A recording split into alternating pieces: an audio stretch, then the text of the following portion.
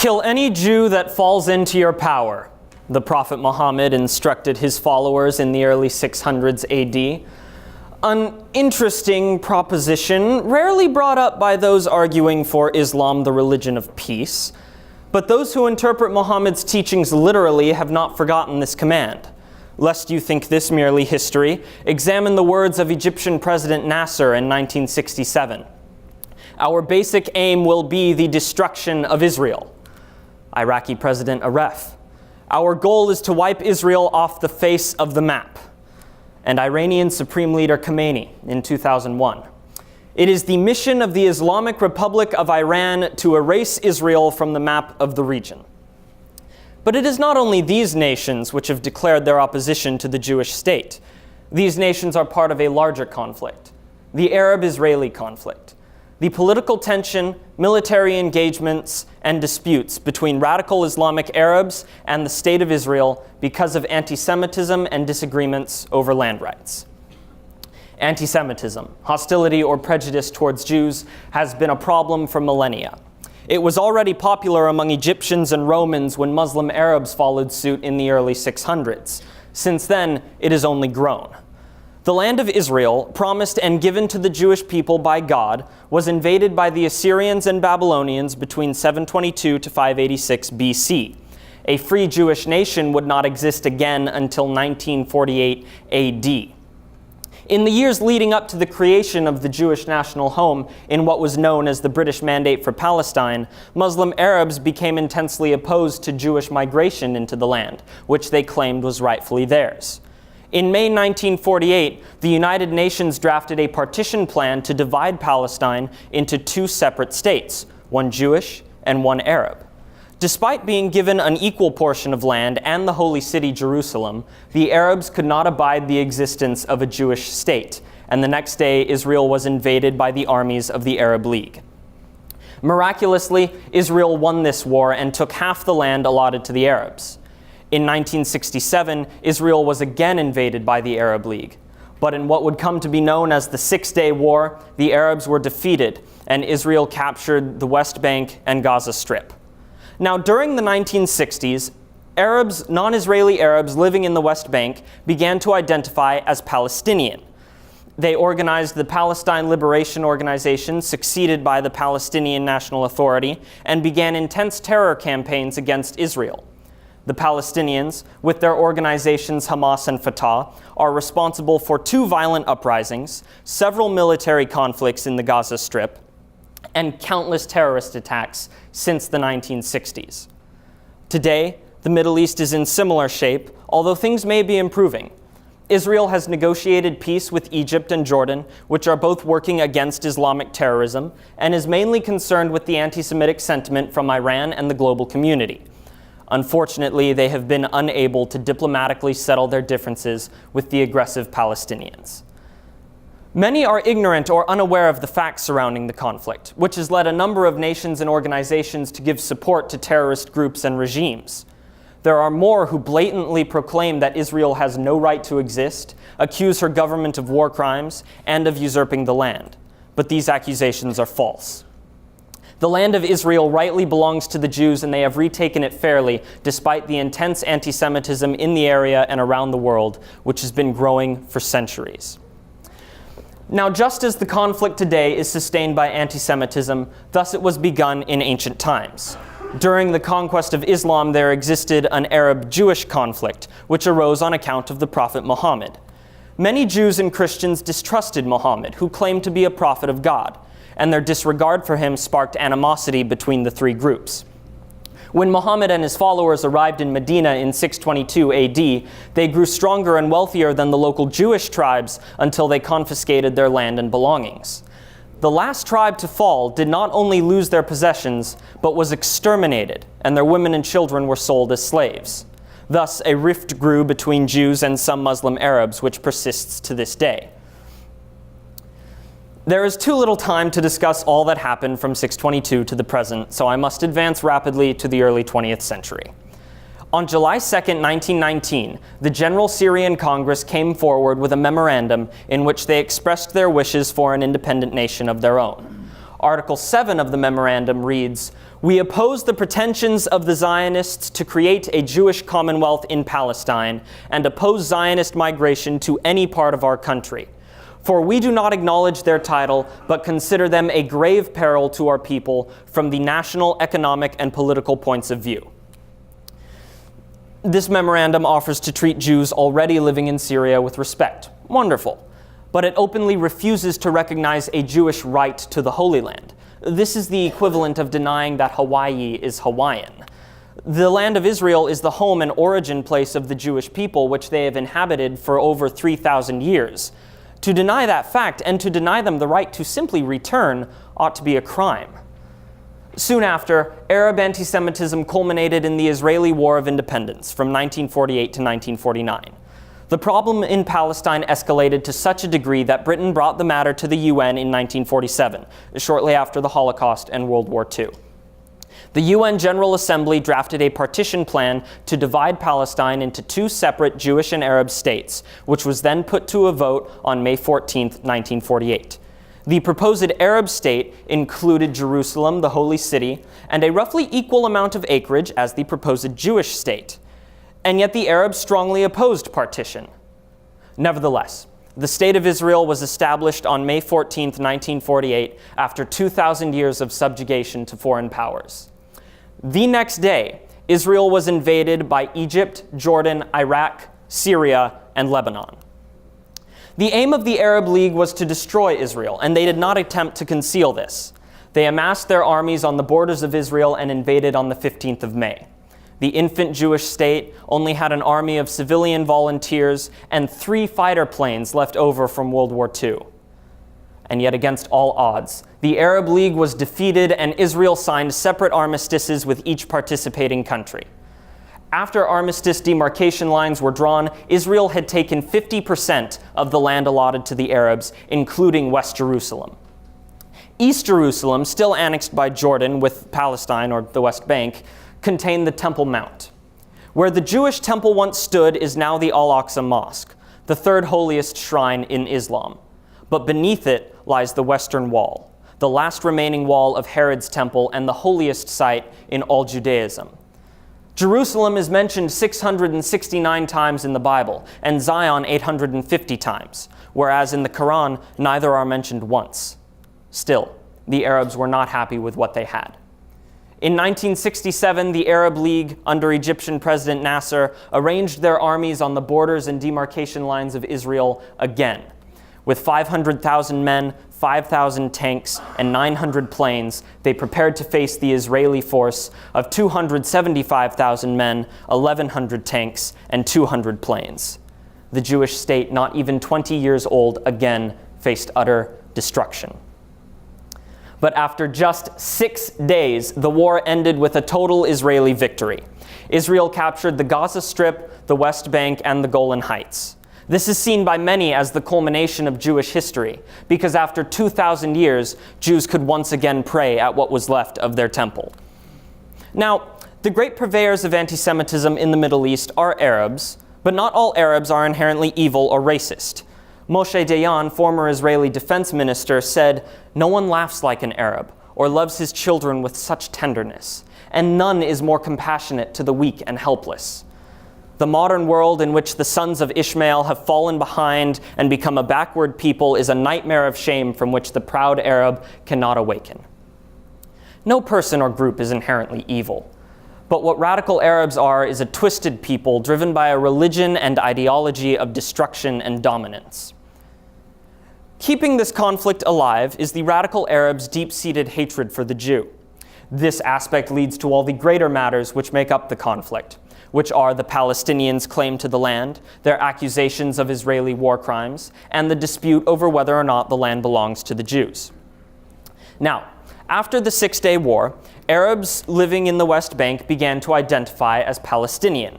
They claimed then and claim now to have a right to a Palestinian homeland in Israel, which the Jews and Israelis are illegally occupying. However, of all ancient people groups with a historic claim to the region, the Jews are the only such group still in existence. The Palestinians, on the other hand, are descended from Egyptians and Syrians who moved to the area in the early 20th century to find jobs working for Jewish immigrants. What is more, the Jews are just as Palestinian as the Palestinians because the race is made up. The Roman Emperor Hadrian hated the Jews so much, he renamed their land Palestine after the Philistines, ancient enemies of the Jews who were not even remotely Arab. They were pilgrims who sailed over from the Adriatic and occupied what is now southern Israel, nowhere near the West Bank. Palestinians have convinced the global community that a Palestinian race exists. They are oppressed by the Israelis, they have an equal claim to the land, and that they desire peace. But this is not true. Apart from Israel having an ancient claim to the region, they are not occupiers because international law defines occupation as one power occupying the lands of a foreign sovereign. Palestine is a de facto state run by a de facto government. In addition, the West Bank was formerly annexed by Jordan, which was never internationally recognized as the sovereign of the land. Thus, Israel was not occupying anything when they took over the authority to administer the land. Jordan also declared in their peace treaty with Israel that they gave up all rights and claims to the West Bank. There is no Palestinian race, nation, homeland, and there never was, nor were they ever oppressed. Palestine receives aid from many countries, but receives most of its aid from Israel.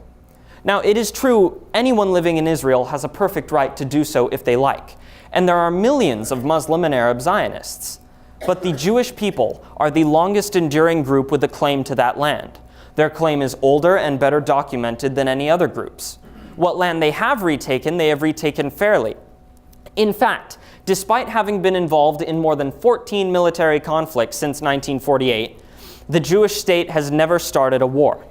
All wars fought by the state of Israel have been defensive wars. But why should only one state exist in the area? Why cannot the Jews and the Arabs both get what they want? Because the Palestinian Charter calls for the destruction of Israel. A two-state solution was tried in 1948 and 1995, but the problem both times that ruined all chances for peace was the Arabs. A two-state solution could be the solution to the problem in the Middle East, but it would require two states with an equal desire for peace. So far, the only countries to recognize and negotiate peace with Israel have been Egypt and Jordan. What about Israel's war crimes? Well, Alan Dershowitz, a criminal and civil liberties lawyer, brings to light the fact that those who accuse Israel of war crimes do not really care about war crimes and are only concerned with being anti-Israel. UN agencies, hard-left academics, and some in the media ignore that Israel's enemies have and are currently committing horrible war crimes, such as using human shields and placing rocket launchers and command centers in civilian schools and hospitals. In contrast, many have witnessed Israel's goodwill towards non-combatants. U.S. Army General Martin Dempsey is quoted as having said, "Israel went to extraordinary lengths to limit collateral damage and civilian casualties.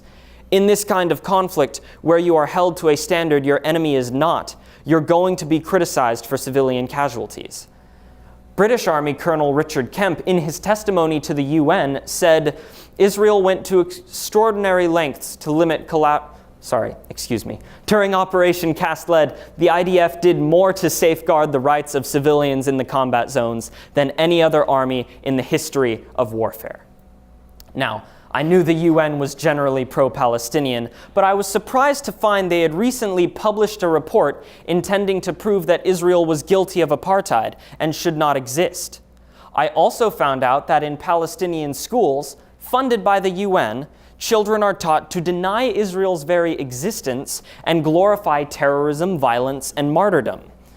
The former head of the UN Reliefs and Works Agency has even said there are Hamas members on the UNRWA payroll, and I don't see that as a crime.